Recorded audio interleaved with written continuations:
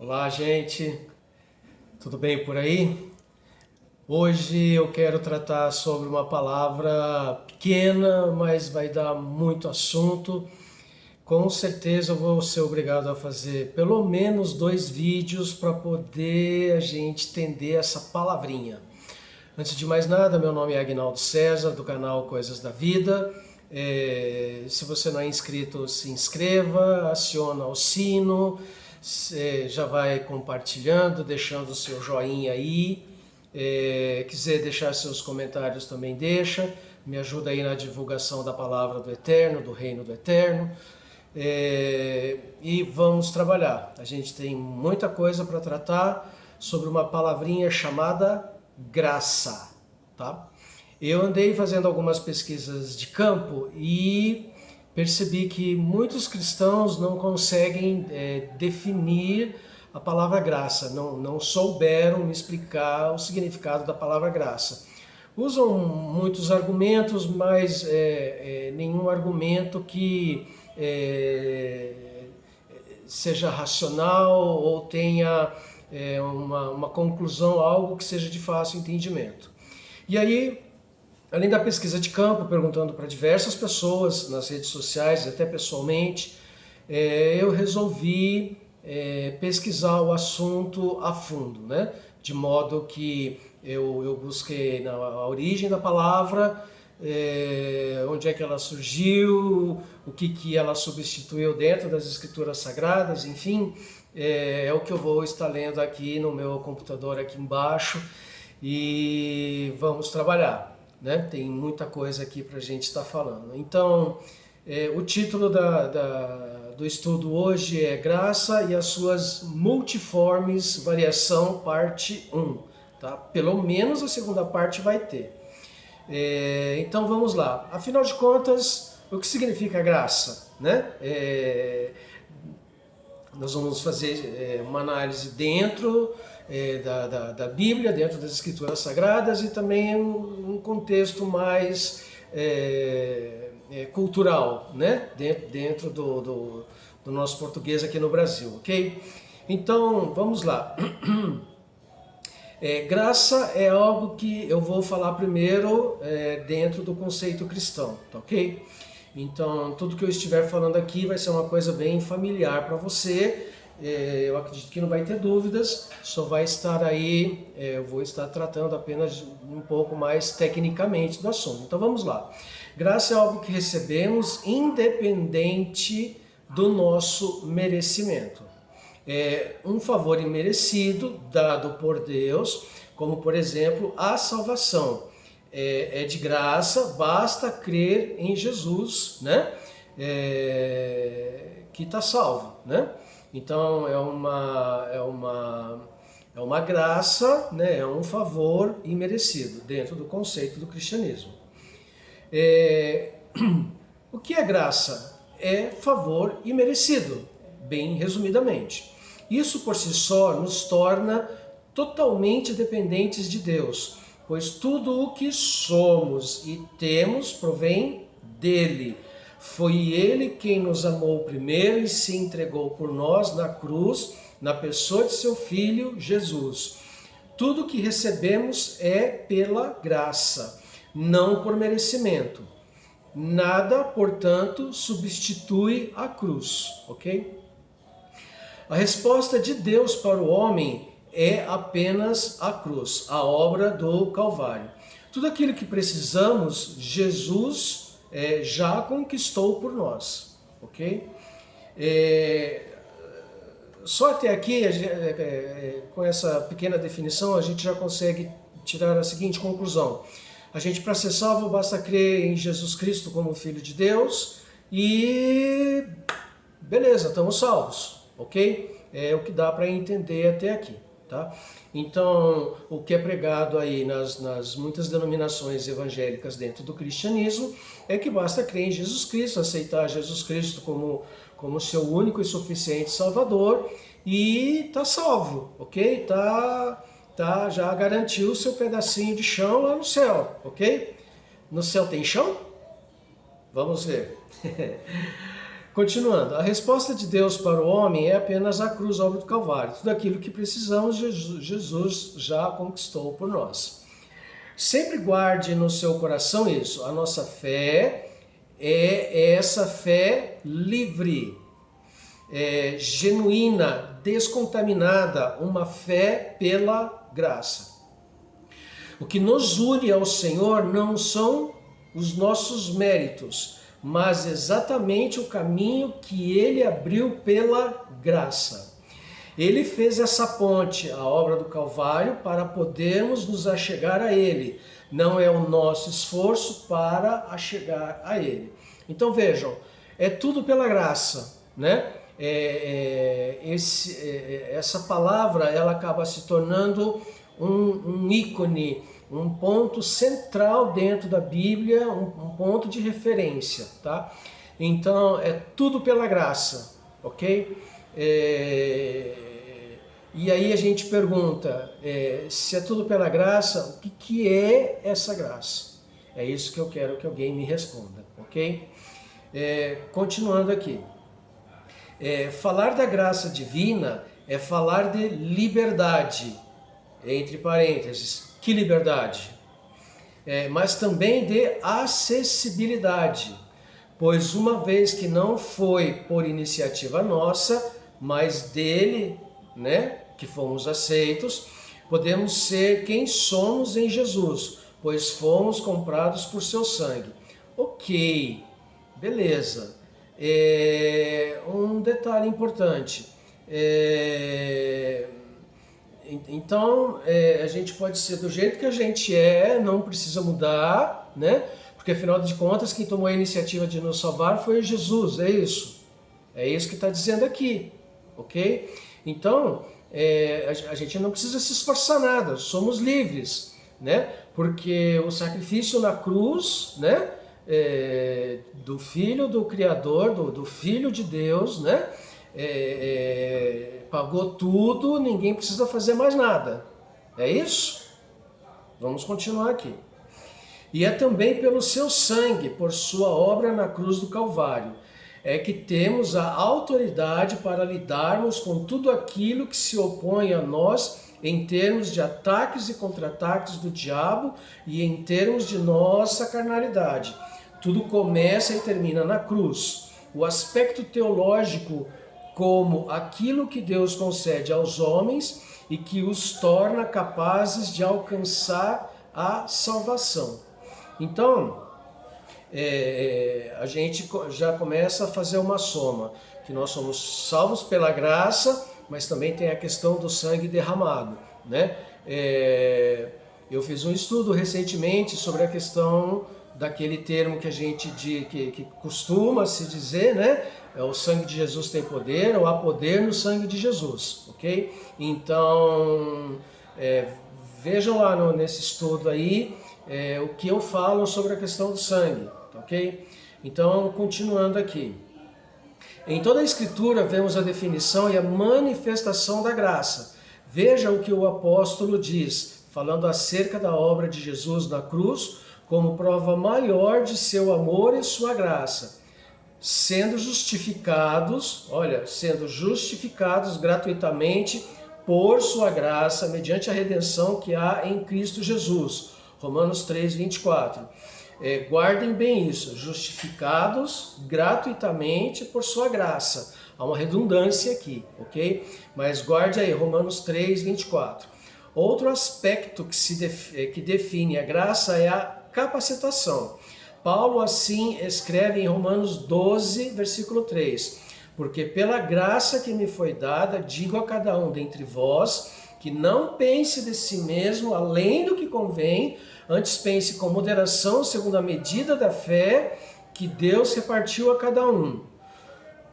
Então, conforme-se, né? E se resigne e não estude a palavra. Tá? Não busque conhecimento nas Escrituras, né?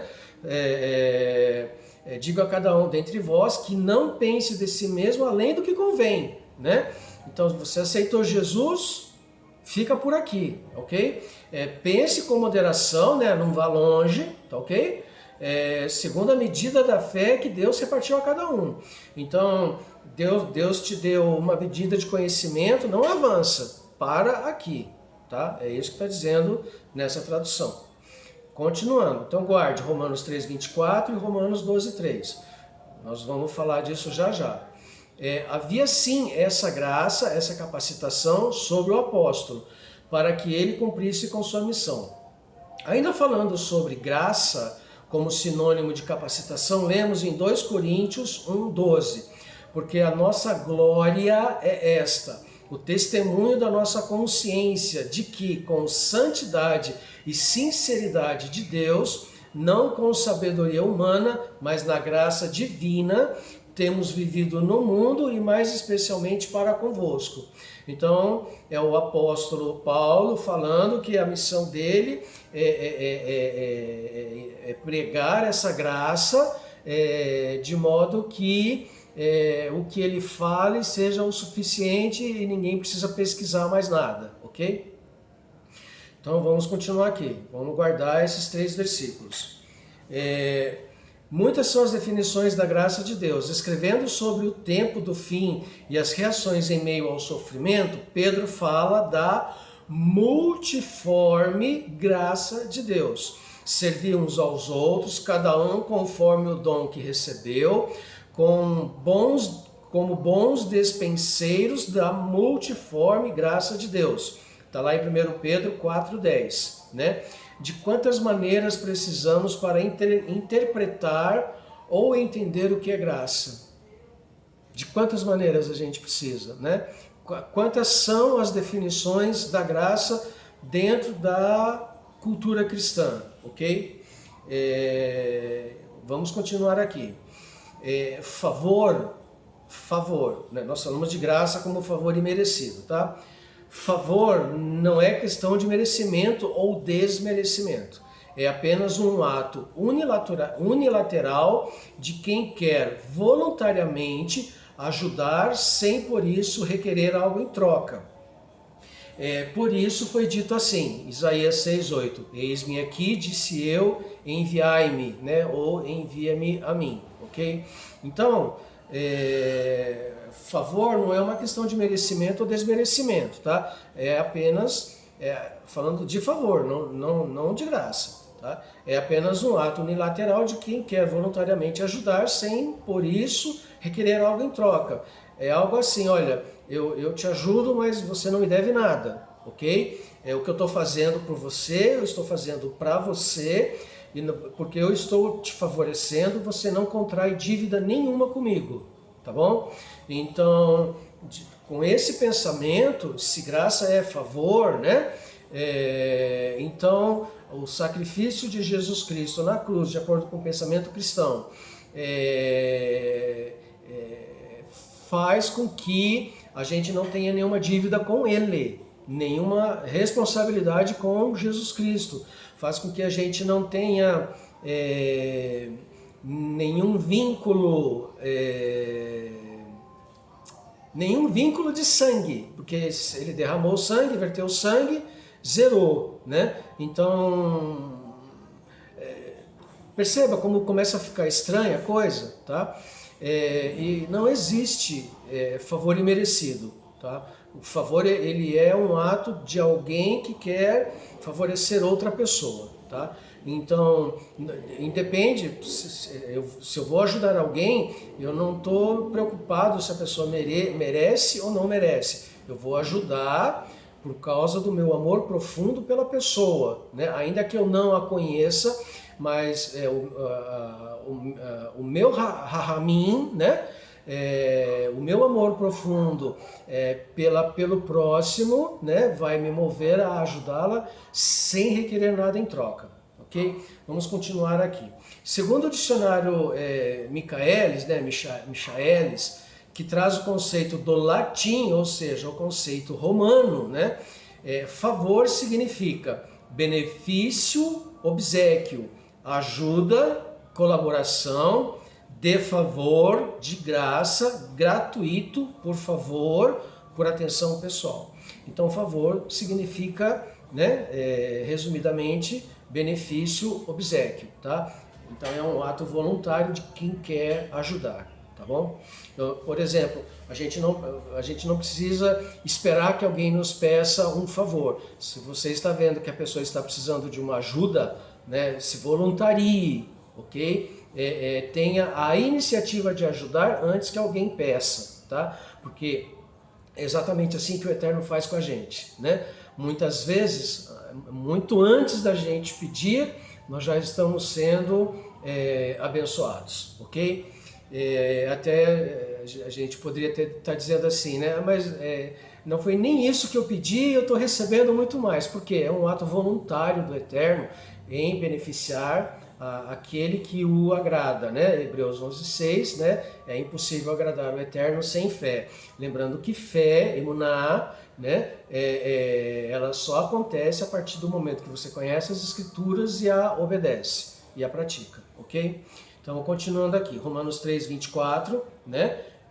Fazendo a contraposição do que está escrito na Bíblia, né? Na Bíblia cristã. Na Escritura Sagrada está assim, Romanos 3:24.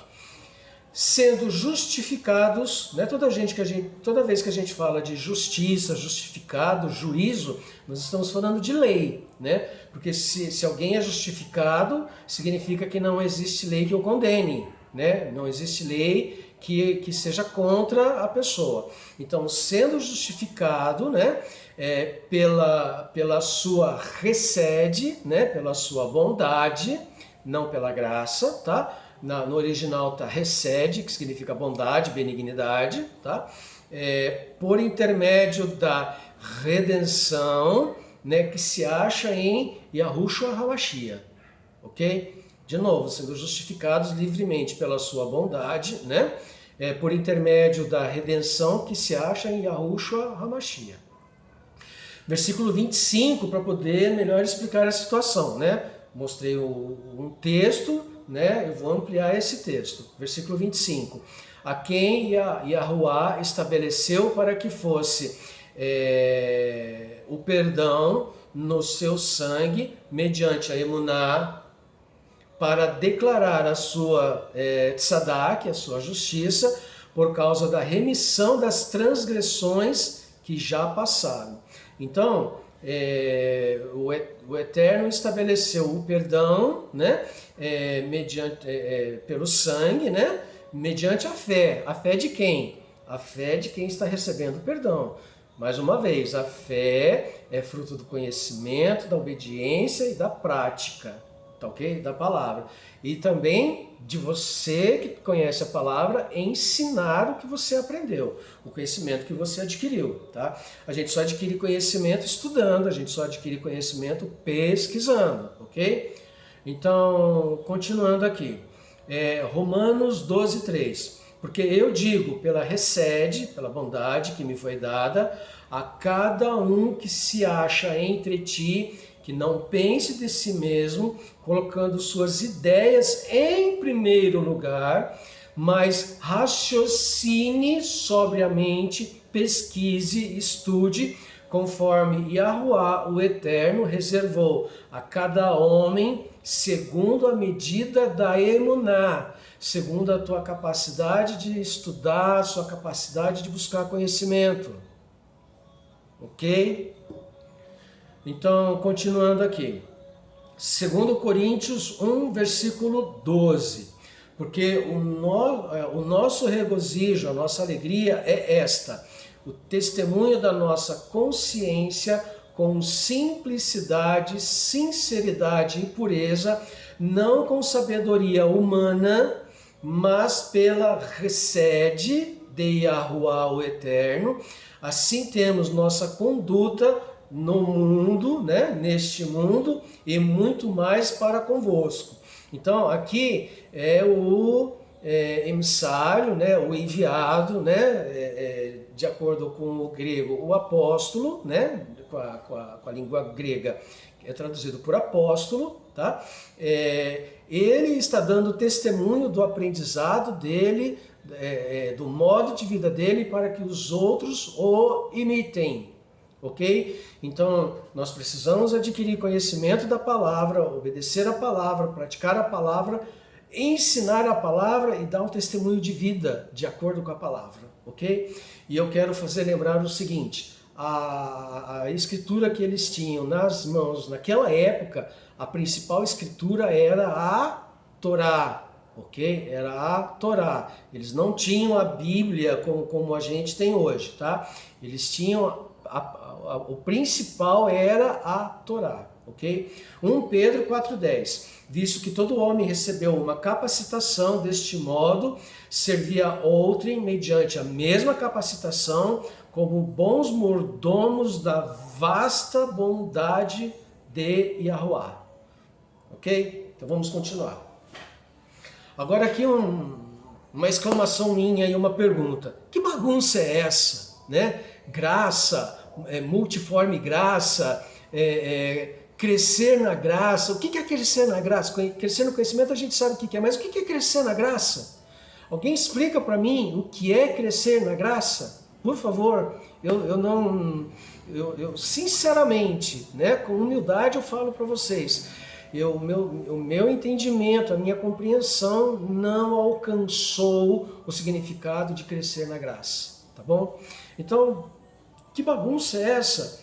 Dentro da Bíblia cristã existem mais de 30 significados para a mesma palavra. São mais de 30 entendimentos diferentes. Eu vou discorrer todos eles aqui. A palavra graça substitui sentimentos, nomes, situações, mandamentos e muito mais. Então vamos anular e aniquilar a graça e vamos ver o resultado disso, né? Vamos eliminar essa palavra graça da Bíblia e vamos substituir pela palavra correta, que é bondade, que é hesed, tá? E vamos ver como é que fica isso, tá? Isso nós vamos fazer principalmente no próximo estudo, tá bom? Mas eu já quero ir estimulando todo mundo a pensar, tá ok? Então toda vez que você ler em sua Bíblia, né, a palavra graça, substitua pela palavra bondade, né, no sentido de bondade, né, de ser bondoso, de ser gentil, de ser de contemplar alguém de modo que você beneficie esse alguém, ok? Então substitua a palavra graça por bondade, principalmente por bondade, tá? Existem muitas traduções que estão usando graça que não é nem recede, é rahamim, tá ok? Rahamim significa amor profundo. Eu expliquei bastante isso no meu estudo anterior, ok? Então, vamos derrubar castelos de areia, né? Vou mudar rapidamente um pouquinho de assunto, que eu quero deixar uma outra coisa clara, que tem a ver não só com esse estudo, mas inclusive com os estudos anteriores e com os que eu vou colocar daqui para frente, tá? Então, o que define um falso profeta? 1 Coríntios 13:13 diz assim, e agora apegai-vos a estes três, Emuná, Tikvá e Ahavá. Né? Ou seja, fé, esperança e amor. Mas o maior destes é o Ahavá, é o amor. Ok. Que grande confusão estão fazendo por aí. Que mistura imperfeita e contrária à lei do eterno estão apregoando nos púlpitos. Que absurdo andam ensinando nas igrejas. Que bagunça é essa que estão fazendo com a palavra dada pelo eterno ao povo da aliança, né? Então, eu quero ler um texto aqui que eu peguei de um livro, né? Segundo o judaísmo nazareno, né, de Tzadok Ben Derek, páginas 44 e 45, o que é um falso profeta? Ora, se a Torá é verdade, de acordo com Salmo 119 e 142, consequentemente, qualquer ensino contra a Torá é mentiroso. Falso profeta é aquele que traz ensinamentos contrários, conflitantes e diferentes à Torá, diferentes à lei, contrários à lei. Isto é, todos aqueles que distorcem as palavras do Criador, Jeremias 23:36, visto que o Eterno ordenou que ninguém poderia acrescentar ou retirar nada da sua Torá, Deuteronômio 13:1 e 12:32, ok? Se Yahushua disse que não veio para abolir a Torá, está lá em Mateus 5,17. Logo, quem prega a anulação da lei é considerado um falso profeta, ok? Continuando aqui. Ora, iniquidade significa transgressão aos mandamentos da Torá. Não são os 10 mandamentos, são os 613 mandamentos. Tá lá em 1 João 3,4, né? A tradução aqui está em aramaico, tá? Ora, a iniquidade significa transgressão aos mandamentos da Torá. Assim, o homem da transgressão, né, que comete iniquidade, mencionado por Paulo, é aquele que traz ensinamentos contra a Torá do Eterno, levando as pessoas à rebeldia, né, ou como muitos queiram, à apostasia, né? Esses ensinos têm semente maligna, ok? Não provém, portanto, do Eterno, né? Lembra a parábola do joio e do trigo? É bem isso, tá? E também houve entre o povo falsos profetas, como entre vós haverá também falsos doutores, que introduzirão encobertamente heresias de perdição e negarão o Mashiach, que os resgatou, trazendo sobre si mesmos repentina perdição. Tá? E muitos seguirão as suas dissoluções pelos quais será blasfemado o caminho da verdade. Né? Então está lá em 2 Pedro 2, né? De 1 a 20. Né? A gente resumiu um pouco aqui. Tá? Então, quem ensina coisas contrárias à Torá é um falso profeta, é um mentiroso. Tá bom? Então, distorce a palavra e leva muitas pessoas ao erro. Tá bom? E aí a gente vai entrar naquele caso lá que de tanta pessoa se convencer do erro, a mente dela acaba se cauterizando, né, ou na tradução original, sendo queimada a ferro, tá? Ou seja, a pessoa não muda mais, não muda definitivamente mais o pensamento. Ela fechou naquele pensamento, é aquilo, não adianta você perder tempo com a pessoa, discutindo, tentando colocar na cabeça dela o que é correto. Não compensa. Volte-se ao ponto inicial. Se a Torá é a verdade, quem blasfema do caminho da verdade é aquele que prega contra a Torá. Né? Essa é a mensagem.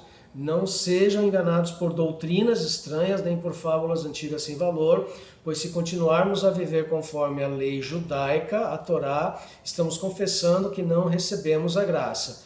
Carta de Inácio aos Magnésios 3:1. Tá? Então, esse Inácio ele está pregando contra a Torá, ok?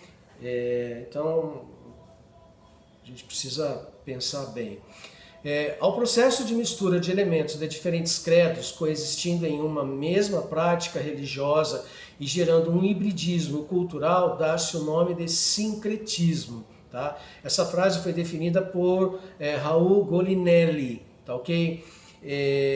Então, ao processo de mistura de elementos de diferentes credos, coexistindo em uma mesma prática religiosa e gerando um hibridismo cultural, dá-se o nome de sincretismo. Tá?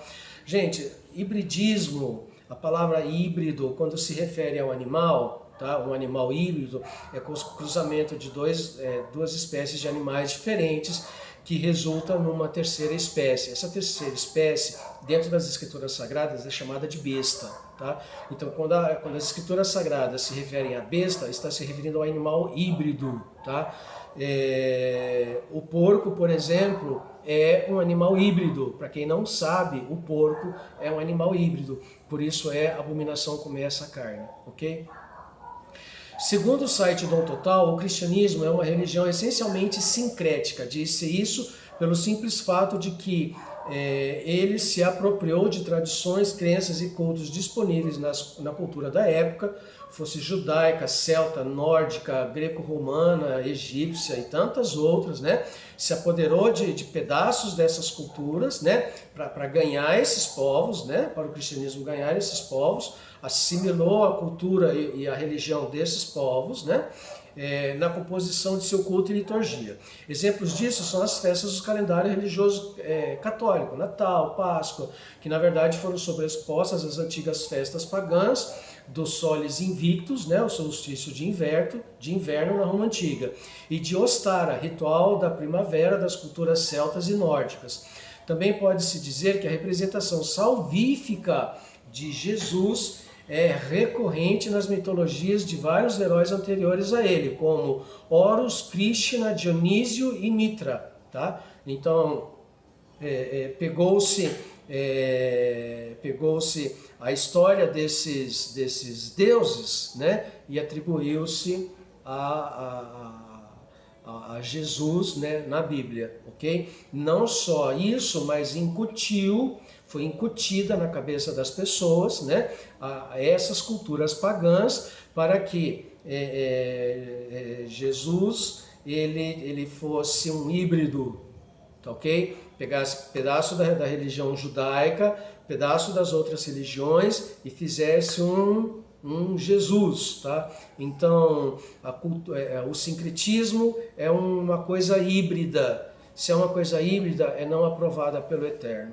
ok? É grave desse jeito, tá bom? Então, continuando aqui. As próprias representações de Maria com o menino Jesus no colo, frequentes na arte sacra cristã, derivam das antigas representações da deusa egípcia Ísis com o seu filho Horus e da deusa babilônica Semíramis com o seu filho Tamuz, né? No caso do Brasil, o sincretismo pode ser claramente observado não somente no aspecto do catolicismo, mas também de outras culturas religiosas, principalmente nas religiões de matriz africana e no xamanismo. O sincretismo no Brasil apresenta-se de forma tão enraizada na cultura do povo brasileiro que a Umbanda, religião nascida no país, no Brasil, é chamada de tipicamente brasileira, uma religião tipicamente brasileira, nascida aqui no Brasil. Responde por se relacionar doutrinariamente não só com o cristianismo, mas também com o espiritismo kardecista, o candomblé africano e o xamanismo indígena, ok? Outro exemplo forte de religião sincrética, o Santo Daime, né? Nascido na floresta amazônica, mescla a espiritualidade do xamanismo indígena com crenças do catolicismo, do cristianismo e da nova era, tá? O sincretismo é um processo dinâmico e evolutivo que mistura, funde e substitui costumes culturais e doutrinas de religiões de diversos povos a uma só definição de culto. A essa onda, as escrituras definem como Babel, né, ou Babilônia, né, que significa confusão, alegoricamente, né, de Roma, como a sede mais corrupta da idolatria e inimiga da verdade, tá? Porque em Roma nasceu o cristianismo, né? E o cristianismo, como a gente já falou, é uma mistura de diversas religiões, né? A soma de pedaços de diversas religiões, tá? O sincretismo é sempre intencional. E nos dias de hoje, para que se evite mais guerras em nome de Deus, né, ou dos deuses, está em andamento a reunificação das igrejas cristãs de origem romana, ou seja, todas as que se desmembraram do catolicismo romano. Além disso, existe projeto para que em todo o mundo haja apenas uma religião, eliminando assim o judaísmo, islamismo, cristianismo, o ateísmo, cultos africanos, indígenas, asiáticos e tantos outros quanto houver, tá? Eu fiquei sabendo recentemente que agora em maio deste ano, né, de 2021, os principais representantes da Igreja Adventista do Sétimo Dia se uniu com o Vaticano, tá? É uma surpresa muito grande, mas estão num relacionamento de muita intimidade e de muito sincretismo, tá? Então todas as religiões que saíram do catolicismo, principalmente aquelas que saíram por causa de Martinho Lutero, né, do cisma que ele provocou, todas essas religiões estão voltando para o catolicismo, ok?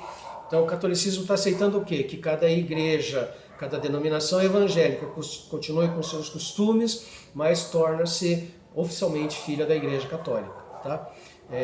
Tem um padre ou um bispo, não sei, que ele afirmou, o mesmo Papa, não lembro agora, que ele falou o seguinte: não podemos admitir que as igrejas evangélicas sejam nossas irmãs, né? Elas são nossas filhas, tá?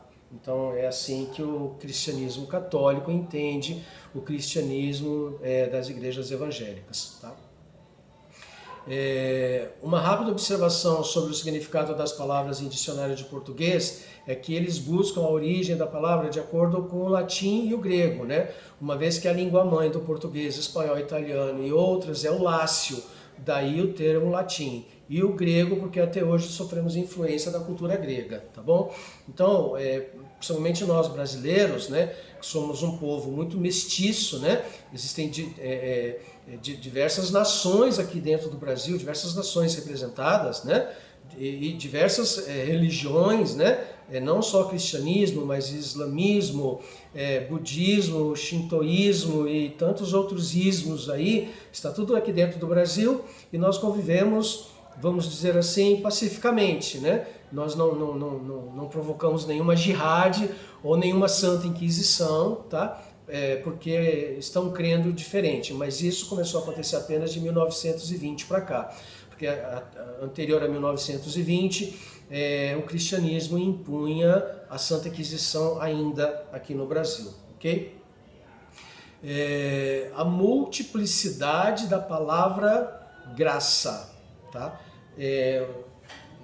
Vamos ver quantos significados tem a palavra graça.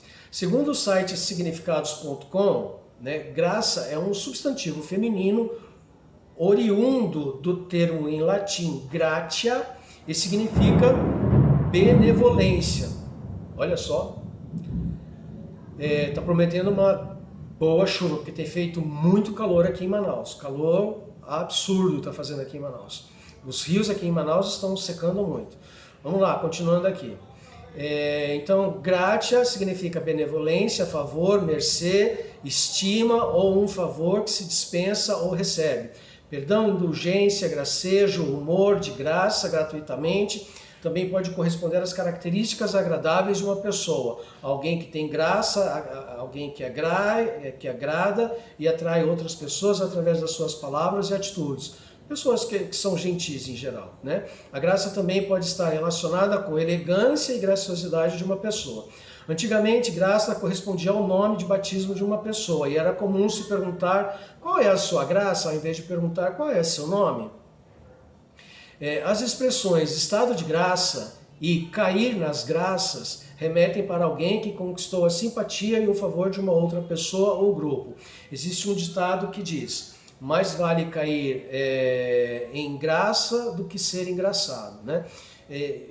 Isso aqui é muito importante, tá? Porque, por exemplo, eu sou tradicionalmente por parte de mãe, de família italiana, né? Na família italiana existe um termo que se diz persona non grata, que é uma pessoa ingrata, tá? Você ajuda a pessoa, você beneficia ela, está sempre apoiando, mas a pessoa é ingrata com você, não por não agradecer, mas por falar mal de você que está ajudando ela, por agir com falsidade, com traição, tá? Então essa pessoa torna-se uma persona non grata, tá? Então, ao invés da pessoa cair na graça por ser agradecido, por ter alcançado alguém que dê a oportunidade da pessoa melhorar de vida, né? Essa pessoa ela é ingrata, né? E ainda sai falando mal de quem ajudou, tá? Então, ao invés de cair na graça, cai na desgraça, tá? E aí perde o vínculo totalmente, tá? Isso na minha família aconteceu muito, né? E ainda acontece, ok? No âmbito da teologia, né? Que teologia significa estudo dos deuses. Graça consiste no dom sobrenatural concedido por Deus como meio de salvação. No cristianismo, graça é o dom gratuito de Deus ao homem num encontro transformante em que a criatura humana é restaurada. Através da graça, Deus confere ao homem a participação na vida divina, fazendo-o seu filho adotivo. Perdida a amizade de Deus pelo pecado, a sua recuperação é feita pelo arrependimento genuíno dos pecados e aceitação do sacrifício de Jesus. Ninguém é salvo sem receber a graça de Deus. Como assim? Perdida a amizade de Deus pelo pecado, a sua recuperação é feita ou pelo arrependimento genuíno dos pecados e aceitação do sacrifício de Jesus. Ninguém é salvo sem receber a graça de Deus.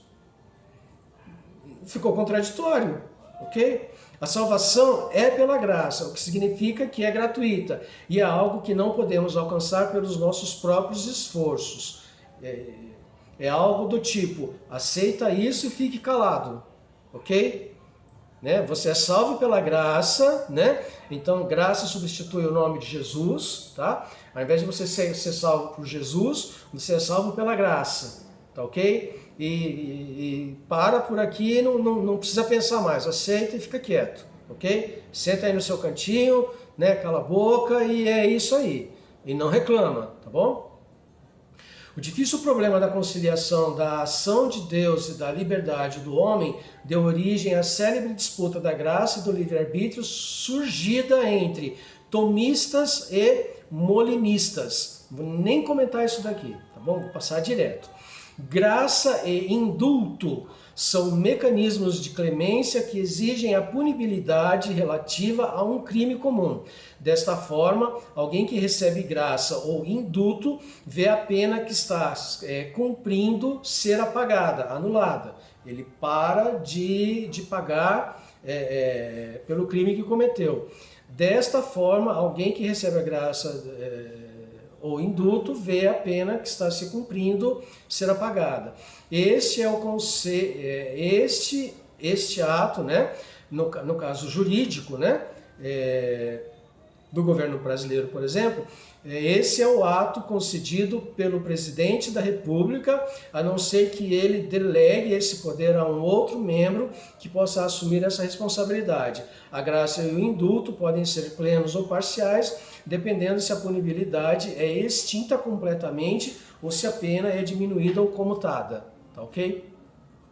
Segundo o dicionário bíblico Strong Léxico grego, ao termo universalizado, graça, se encontram termos como aquilo que dá alegria, deleite, prazer, doçura, charme, amabilidade, graça de discurso, boa vontade, amável,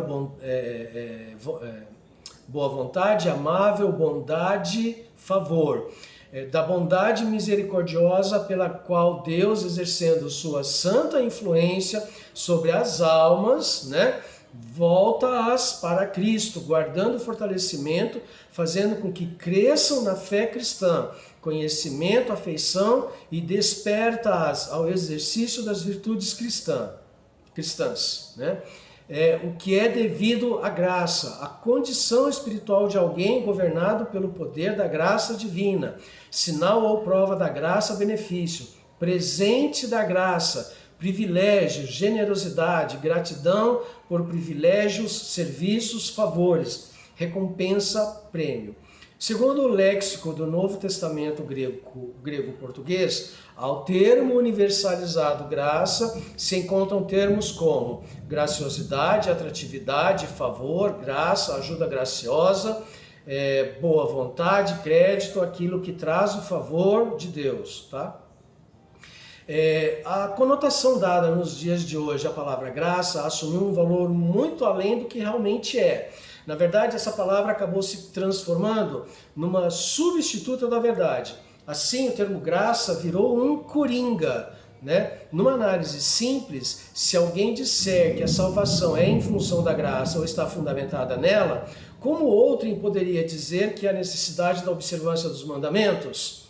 Uma anula a necessidade da outra. Tá? Só para definir bem o que significa coringa, né? Coringa vem do idioma quimbundo, né, de Angola, né? Carta que em certos jogos muda de valor de acordo com a combinação que o jogador tem na mão. No teatro, ator que interpreta várias personagens numa mesma peça. Tá? Então, coringa é algo que substitui, tá? Que assume o valor de acordo com a situação, serve para qualquer situação, tá? Segundo a Bíblia Thomson, Temas em Cadeia, há muitas conotações sobre a palavra graça, traz como, vou mencionar aqui: graça abundante, crescimento espiritual em graça e conhecimento, graça humana para fazer transbordar a graça, graça de Deus repartida livremente, dá poder para o serviço, capacita a viver a vida cristã, pode ser tornada inútil, não é concedida para fins egoístas, prometida aos humildes. De Cristo revelada em sua infância, manifestada em sua abnegação, suficiente para todas as necessidades humanas, outorgada aos pecadores, fonte de poder, meio de salvação, suas riquezas, outorga favores imerecidos, graça capacitadora, poder espiritual, cheios da graça, suficiência da graça divina, espírito de graça, administradores de graça de Deus, as três graças, 1 Coríntios 13:13, tá? Isso aqui está dentro da cultura, está dentro da mitologia grega, eu vou falar disso, tá? Adornada com as joias da graça divina. Satanás pode ser vencido pela graça divina, é o evangelho da graça universal de Deus. O plano de salvação depende inteiramente da graça e não das obras, anula a lei, né? Anula a Torá. Abandono das paixões e vícios mundanos e revestimento com a graça e as virtudes cristãs. Revestimento, né, com a graça e as virtudes cristãs. Ser forte na graça, a graça purificadora por meio de Cristo e não das boas obras, é a base da salvação. Aproximemo-nos do trono da graça, com toda a confiança. Continuando, por exemplo, quanto à definição latina, é de fácil percepção que os significados atribuídos são de origem apostólica romana e seu sincretismo, hibridismo. Como se vê, também não é encontrado para a tradução da palavra grega o significado de favor imerecido. Tá? Nem no grego, nem no hebraico, nós vamos encontrar a palavra graça. Ok? Então, por mais que se diga, né, que o Novo Testamento foi traduzido, foi escrito em grego, né, no grego não existe a palavra graça. Perfeito? Né? Ok? Então, como alguém definiria sabiamente o que vem a ser crescer na graça e transbordar na graça? Ou ainda, qual seria a definição para riquezas da graça, graça abundante, graça repartida, graça suficiente, etc. Tá?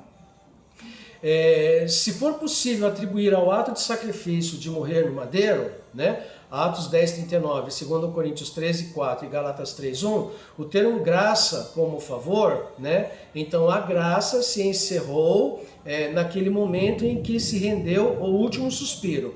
Por esse sacrifício, Hebreus 10, 7-9, deixou de ser necessário o sacrifício anual de animais para a remissão de pecado do povo, conforme consta na lei de cerimônia sobre o perdão dos pecados. Portanto, o efeito do sacrifício perfeito e único eliminou o ato ritualístico.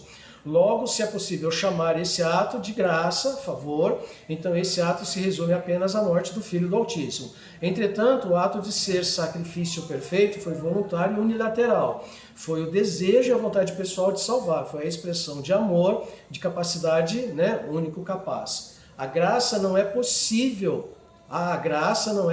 atribuir a qualidade de capacidade.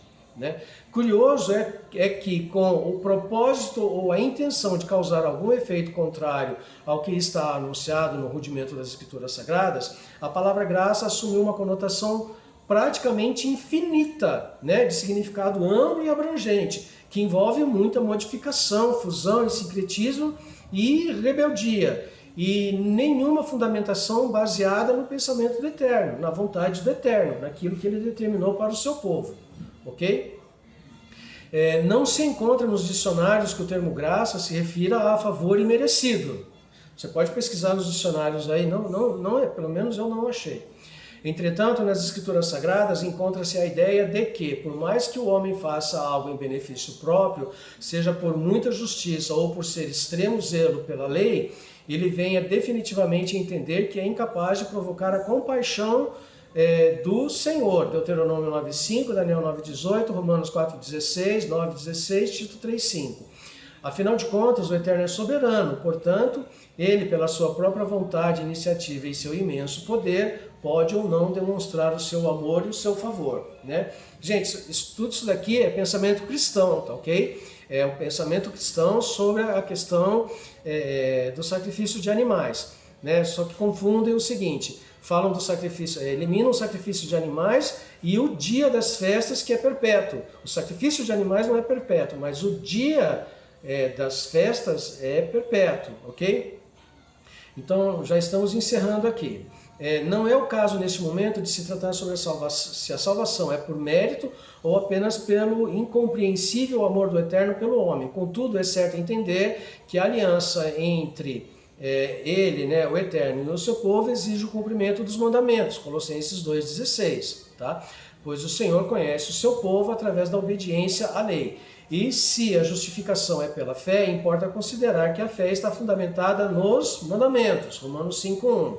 Logo, a salvação não é questão de imerecimento, mas da voluntariedade de quem tem poder para salvar. Seria correto dizer que, se há graça, nunca foi de graça, nem da parte do Filho do Altíssimo, nem tampouco da parte de quem quer alcançar a salvação pelos meios lícitos e justos, pois se não praticar com dedicação o amor ao próximo e ao eterno, como alguém pode se julgar digno do reino que vem do alto?